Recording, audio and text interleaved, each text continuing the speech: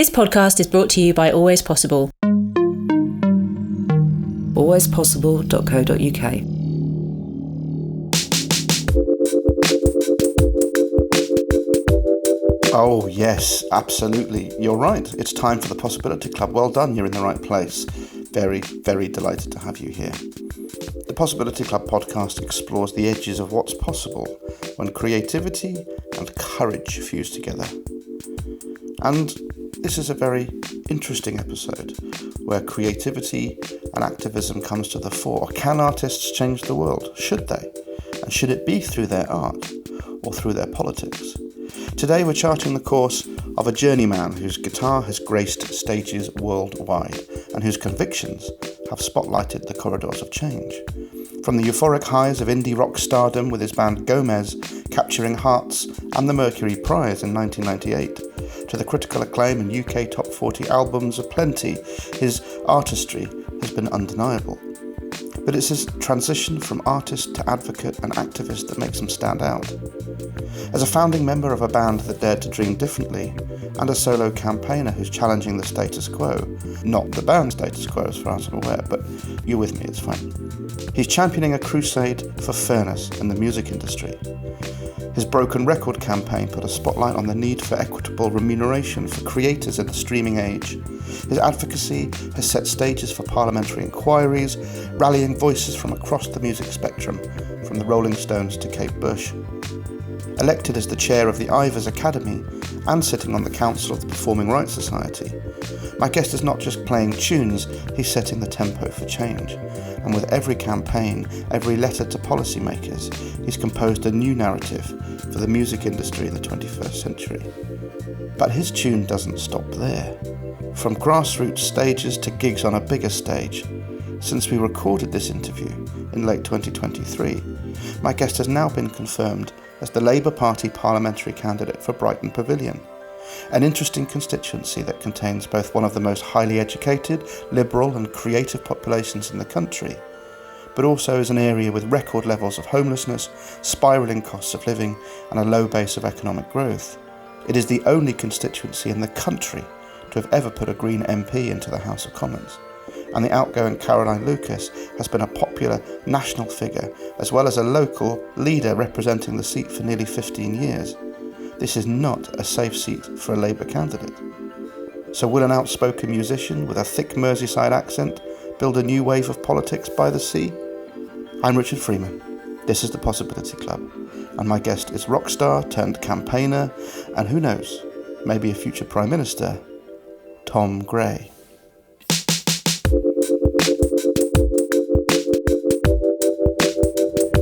Hello, I'm Richard Freeman. This is the Possibility Club. Welcome, welcome, welcome. Excuse any ambient clattering and clackering. We are in an innovation hub in Brighton, and it's nice to be doing a face-to-face chat rather than on the old interweb. But as usual, I'm talking to a very special guest about bravery and change and leadership. I'm very delighted to be talking to Tom Gray, musician, campaigner, sort of music industry mogul, aspiring politician, all sorts we're going to be covering. Tom, how are you? I'm very well, thank you, Richard. How are you? I'm all right. Just did a really rambly intro, so I need to recover from that, I think. But glad that you're well. When did music become your calling? When did you pick up your first guitar and start strumming and go, yes, this is the thing? Well, I started playing the guitar when I was 7 years old, I think. But actually, music wasn't my calling at all, hilariously. Music was just what I did to sort of calm myself down and feel emotionally regulated, I think, from a young age. Music was my way of slowing down my racing brain, until I discovered many years later that I have a thing called ADHD, which went some way to explaining an awful lot of my other behaviours. So that's what I used music for, but politics was my first calling. I thought about politics all the time and read about politics. Even as a child? Oh yeah, even as a young man, and joined the Labour Party at the age of 15. by the age of 17, I was volunteering in Woolworth Road, the old Labour Party HQ, licking stamps for Mo Molam and all that kind of thing. And then went to Leeds to study something called Politics and Parliamentary Studies, which was this very focused vocational political degree where you went to work for a senator in the States and stuff. But then what happened was, for fun, since I was probably 16, I'd made music with my friends in a garage. We'll let the trolley come past. I'd made music for fun with my friends in a garage, and somebody got hold of this cassette we made of our songs, and then they copied it, and then they copied it, and then they copied it, and then they copied it. And before we knew it, basically about 25 record companies tried to sign us within 6 weeks. I actually had a moment, this is hilarious, I can't believe this. At the age of, I must have been 19 or 20, I actually had a choice. Do I get on a plane and work for a senator, which is what I wanted to do. I wanted to be a speechwriter. Or do I get on Madonna's private jet? And which did you choose? I didn't get on either. I thought it was a ridiculous thing to choose between. But I did sign a record contract. I was like, there's an opportunity to go on a mad adventure with my best friends. Who's going to say no to that? I was like, I spoke to to Leeds at the time and I said, how long can I put this degree course on pause for? And they were like, 7 years. I went, 7 years sounds like enough. I was 20. And it was just a mad adventure. And of course, within a year or so, we'd won the Mercury Prize. So if listeners hadn't worked out yet, Tom's band was Gomez. I don't know, what genre would you put Gomez in? Sort of indie folk, sort of indie pop. Lots of influences, but, absolutely one of the biggest bands in the UK in the late 90s. I will declare being a very big fan, and seeing you guys perform in Southampton's Guildhall in the early days. Your music was everywhere, lots of adverts, lots of TV programmes. Yeah, you were the sort of darlings of whatever came after Britpop. Did that feel like that was then the right decision to pursue that adventure? Yeah, but it was chaotic, let's be clear. But it was an awful lot of fun. Although, to be fair, the truth is that within a year, it's quite a sad thing really, but within a year my dad started dying. So in those early days when the band was kind of enjoying that mad success, I was going back to my childhood home and helping to nurse a dying man for probably a solid year or so. And then he passed away just as we were sort of putting out our second album.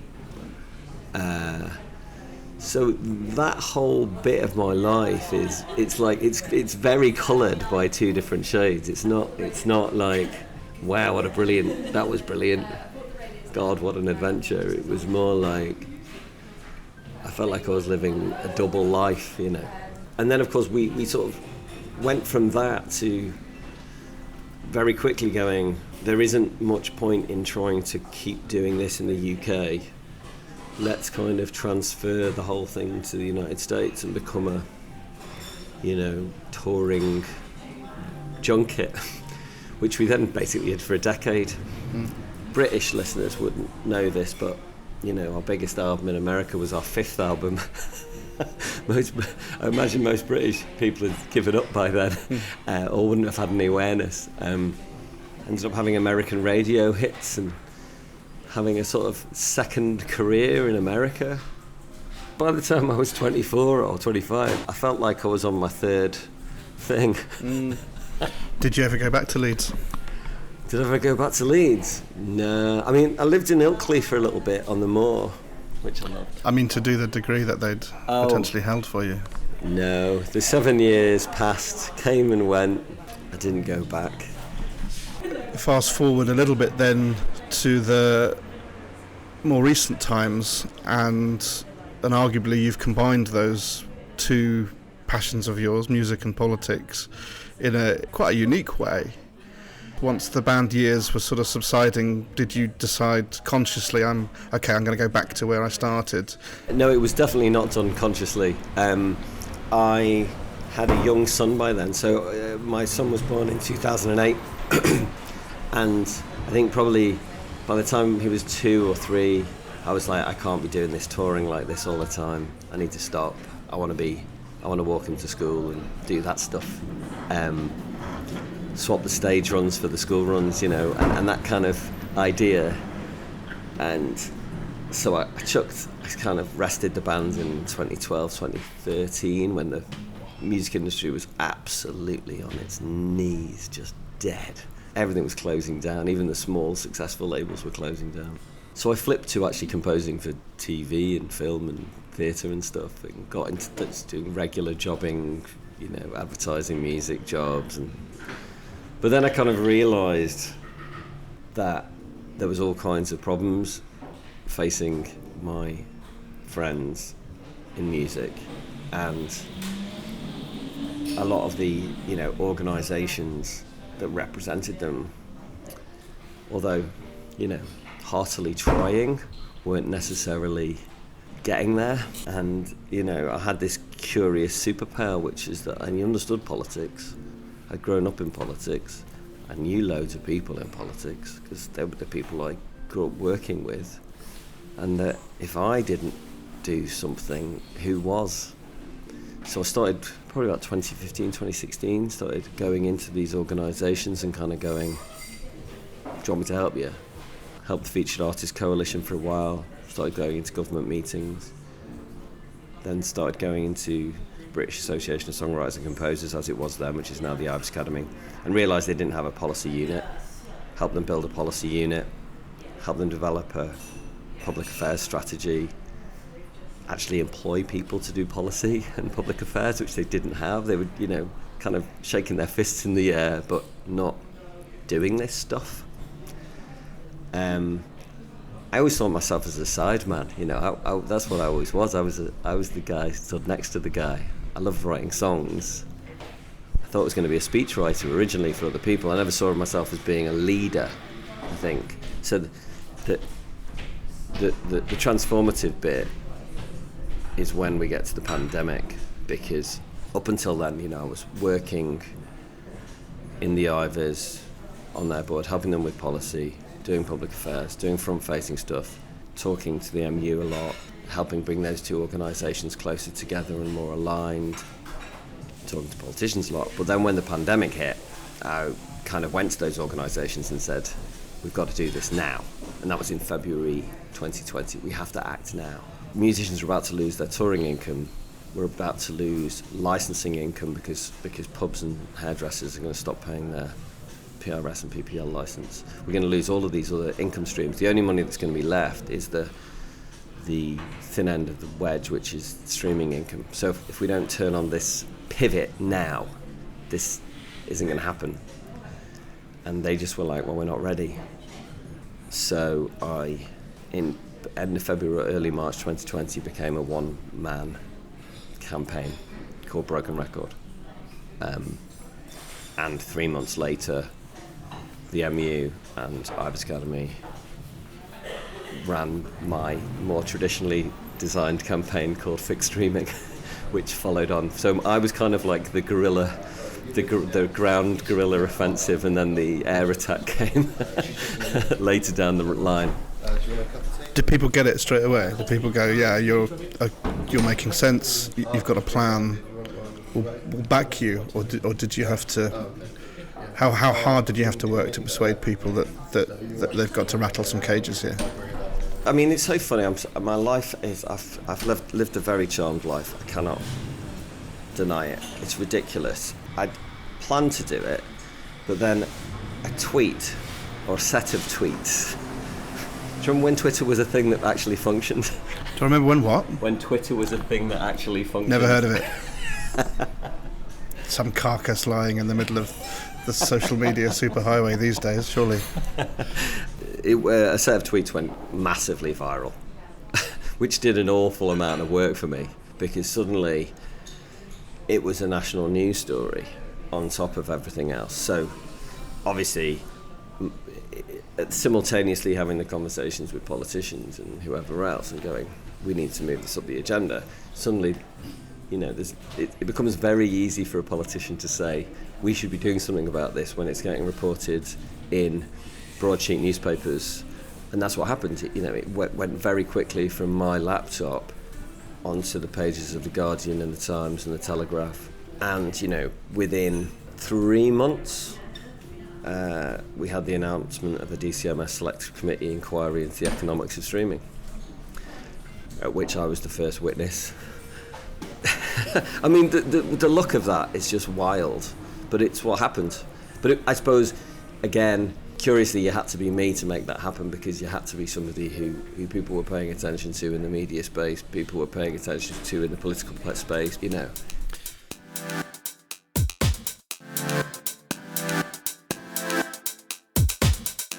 This podcast is brought to you by Always Possible. But who are we? Always Possible works with ambitious businesses, charities and public services that are thinking about what's next. From architects to aerospace companies, puppet theatres to primary schools, business networks to big data analysts. If you're wanting to be brave with some big decisions, or to be clearer about what to prioritise, then an award-winning workshop from the Always Possible team is a brilliant starting point. We care about just one thing: building ideas that work. For creative, intuitive and practical expertise, consider Always Possible as your strategic partner. Find out more about how we could power up your mission. Visit alwayspossible.co.uk.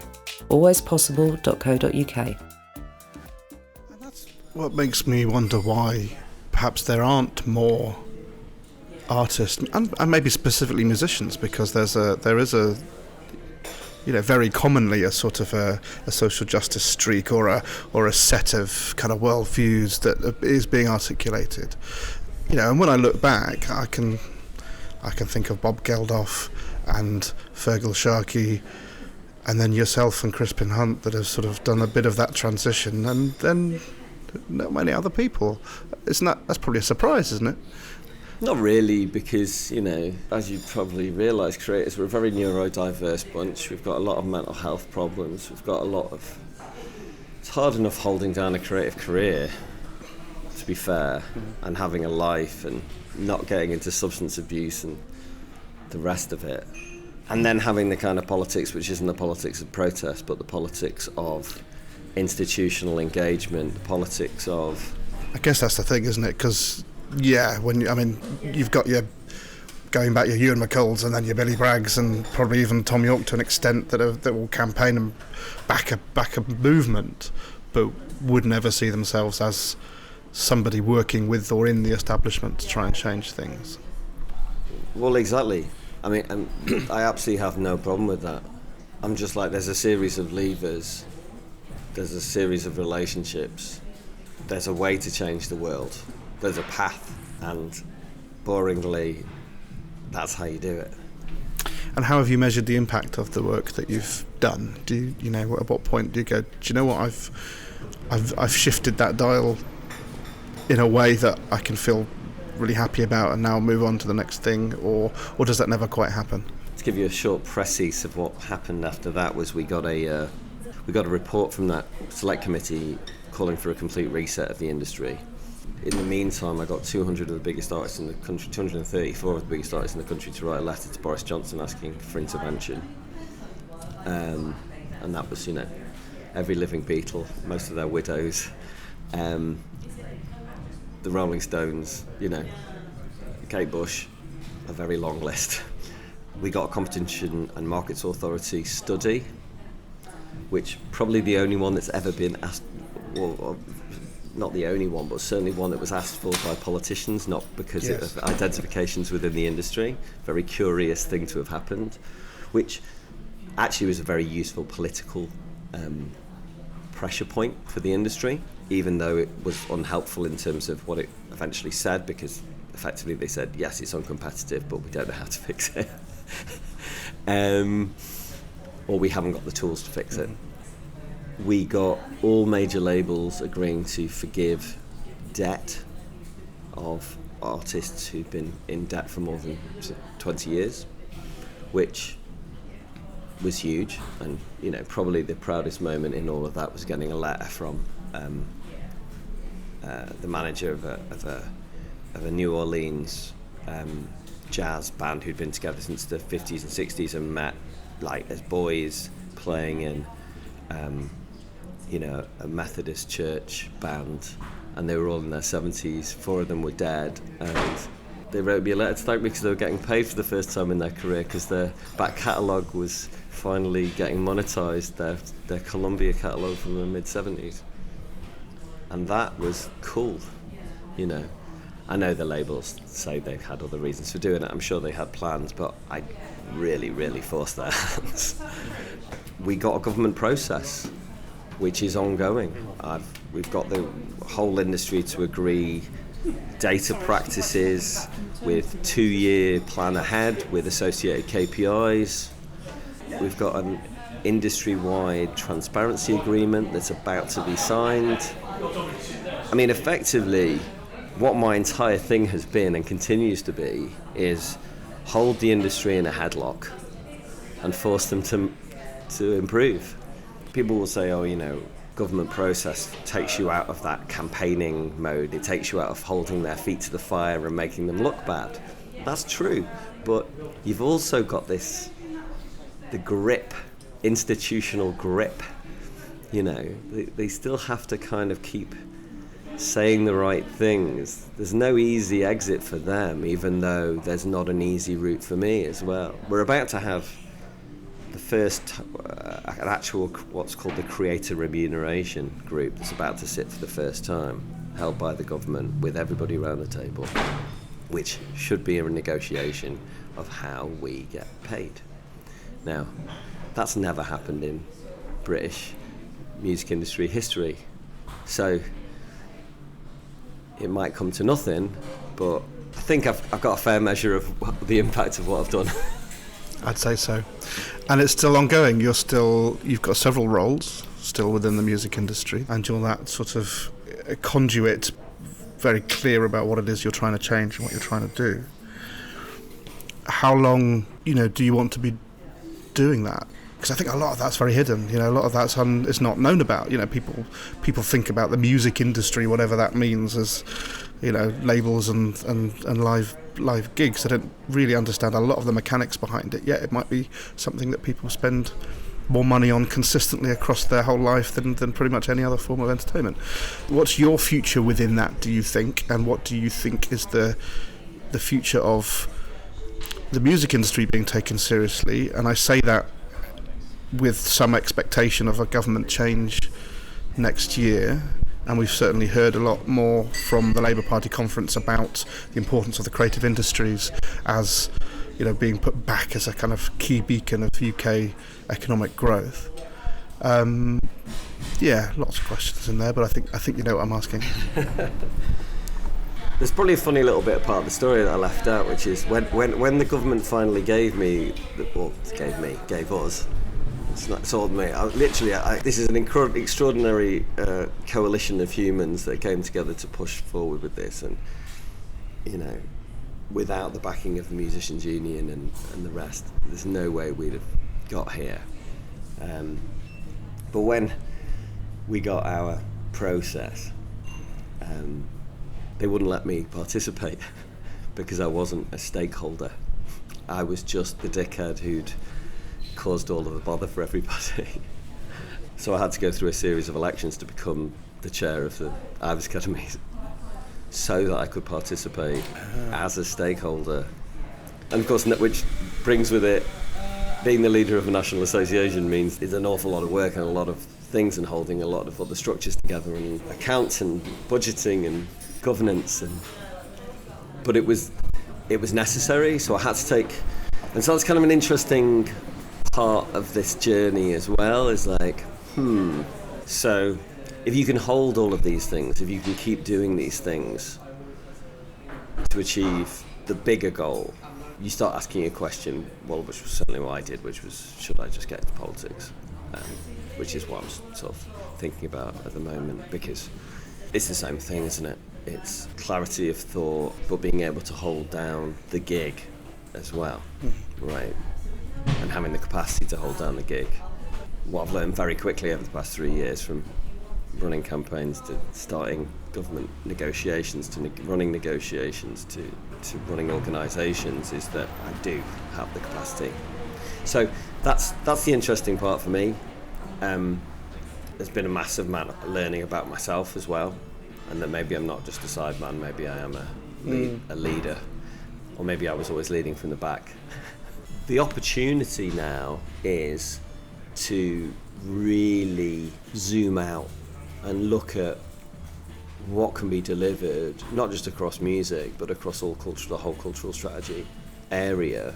Obviously, I have for a while, realising the position I was in, and the fact that I had the ear of all these policymakers and academics and the rest, was that if I could pick my bigger battle, which wasn't just about pay justice for music makers, then I might be able to plant that seed in enough places. So I started talking about a national music strategy about a year and a half ago, in a lot of places, and continue to make speeches about it wherever I can. I was making a speech about it in Manchester last week, which is a really, clear, the idea isn't novel and is usually sort of realised as it's city plans and music measurement, music planning, because this is the problem. What we have is a country that doesn't measure.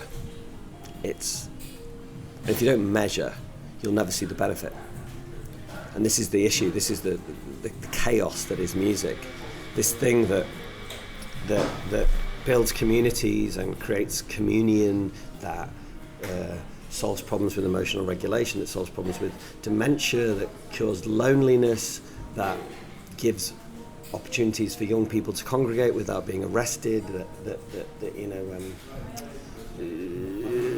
gives a sense of divine divinity, a coronation, or shared global values at a European Song Contest, or you build a music venue and things get built around it. That something so fundamentally and obviously beneficial to society gets just missed. People just don't realise what it is. And then there's this absurd thing where it just gets left inside the arts, like it's the arts. Music isn't the arts. You mad? Like, it's one of our most basic forms of communication. It's just sort of a silly thing. It's like, obviously, people understand the distinction between having a chat in a coffee shop like this and a great work of literature. Both involve words, right? And yet, they don't seem to understand the distinction that music is what's playing in this room right now in order to allow human beings to feel comfort between each other, and can also be turned into a thing of great beauty and great art in the right hands. And they would only need to make one different musical choice in here and you could have a riot on your hands within seconds, because it's so powerful, isn't it? Sound and music is extraordinary. It's so funny how once people start to look at it, they go, oh, I hadn't realised. It's like, what's the thing that will solve the problem of discomfort between two people, or one person's discomfort with the passing of time? There's only one answer to that question. And, time and other people. And you've got this substance that does that. I know you've been continuing to make music, particularly for children's theatre, which has been a huge part of my household. Some of your best work. For real. But an interview that I did for this Possibility Club recently was with a Kenyan pop singer called Crystal Asige. Pop singer's reductive, no, she's sort of lots of things, jazz, and but she lost her sight in her 20s when she was actually living in the UK. But when went back to Kenya, her career was over, because the accessibility, the kind of taking a blind musician seriously, culturally the country was not set up for it at all, and just in terms of being able to tour and to get around and to record suddenly became extremely difficult. So she became a senator, and is now one of Kenya's sort of youngest, most ambitious, most revered politicians, and she's almost single-handedly changing disability policy in the country whilst retaining her one great love, which is being a musician. So I know that you've got your sights on a political career, not behind the scenes working in the, advocating for the music industry and musicians, but being a visible representative politician in Parliament or otherwise. Would you be the first sort of known musician that's also in Parliament? Is there a history of that? And what would you do with that if that opportunity arose? I'm not the first. I'm definitely not the first. That lad who was in Runrig, who's an SMP, Pete Wishart, very big Scottish band, Runrig, almost completely unknown in England. Oh, no, I've heard of Runrig. Well, you've heard of them because they're the most famous Scottish band that no one knows in England. But I loved hearing that story about the Kenyan, what's she called? Crystal Asige. Crystal Asige. I'll remember that.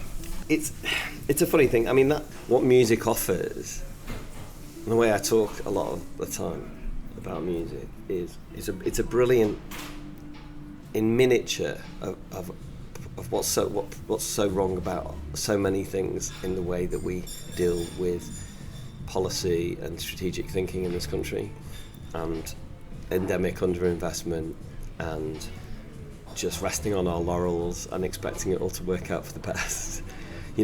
We are one of 3 music exporters on the planet.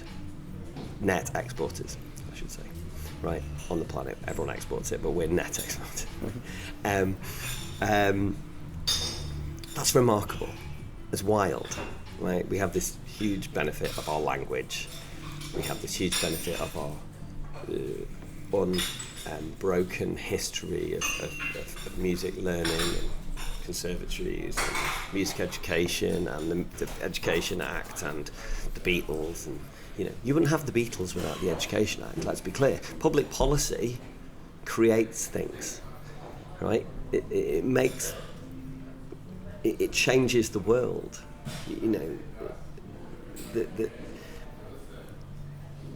John Lennon going to an art school in late 50s, early 60s is a profoundly important thing that needed to happen for the world to experience the Beatles, right? And so it's kind of it's and similarly when you zoom out, you kind of go, well, what's gone wrong in music? Well, we've allowed all this, so-called tech disruptors who don't actually disrupt anything but just move more of the money from the bottom to the top and leave everything basically the same. We're seeing these problems all everywhere. Monopolies that have grown, unchecked monopolies, which 100 years ago we knew there was a problem with monopolies. In fact, the history of antitrust law in the 20th century, beginning of the 20th century in the United States, is to do with worker protection and people protection. And yet, at some point, we took a very bad turn in the 1970s and started thinking of monopolies as just being a protection for consumers. But of course, are we consumers first or are we citizens first? These are all things that are happening in music, that there are lessons to be learned from music about how to do it wrong and how to let things, power and money, get focused in the wrong places. Pair that with endemic underinvestment and you start to break something beautiful. Music, in the right hands, can change the life of any kid, whether it's their, health outcomes, their mental health outcomes, their life skills, their cognitive skills, or make money just from making music, right? On top of that, but it can do all of this stuff for them along the way. It has this historic role as a vehicle of social mobility because intellectual property, unlike any other property, can be magicked out of thin air. Therefore, you can make wealth from nothing with music. You stop seeing social mobility in music, which is what we're seeing now in this country, you have fucked up. You know, you've broken the function of it. There's so many lessons in all of that for how we look at all public policy and how we think about regulation.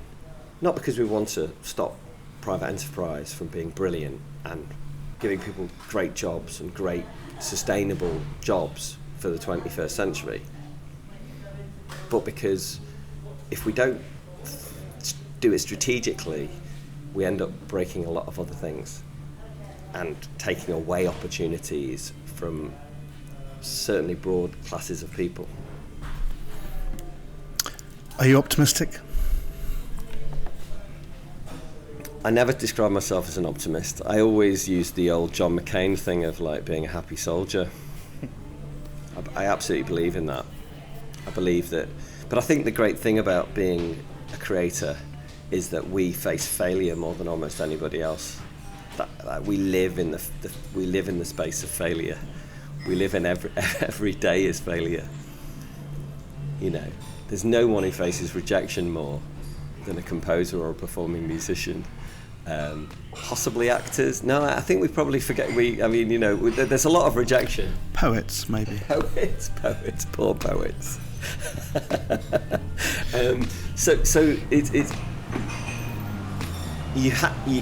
resilience is 100% the lesson of being a musician, because it's been pretty hard the past 20 years working in that sector.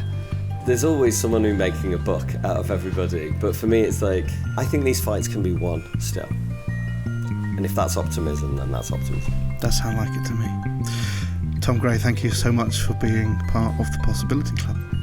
Thank you so much for having me. Thank you for listening to the Possibility Club Practical Bravery. If you enjoyed this episode, do like, share, review, tell everybody about it. Look in the show notes for all the details of today's guest, stuff we talked about, stuff that's of interest, new things to read, new things to listen to. And if you are running a business or a charity and you are trying to accelerate or improve the impact that you have in the world, if you want to be famous for what you do and what you change rather than just what you sell, then talk to us. alwayspossible.co.uk.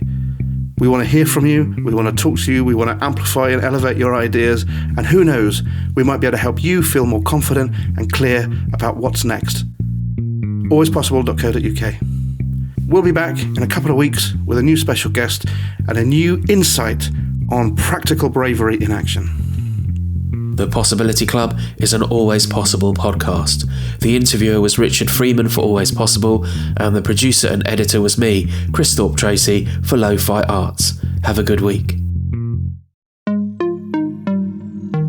alwayspossible.co.uk.